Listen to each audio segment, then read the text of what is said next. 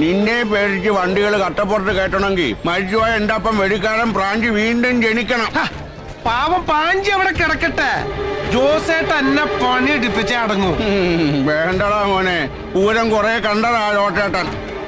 എന്നാ പിന്നെ കാണാൻ പോണ പൂരത്തിന്റെ വെടിക്കെട്ടിന്റെ തീ ഞാൻ തന്നെ കത്തിക്കാം. ഈ തവണത്തെ പൂരം ജോസേട്ടൻ എന്റെ വക.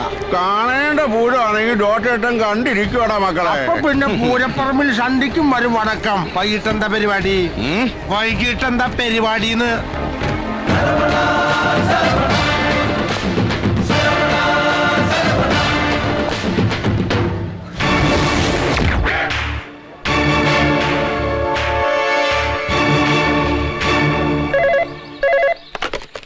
Hello, Jose transport corporation.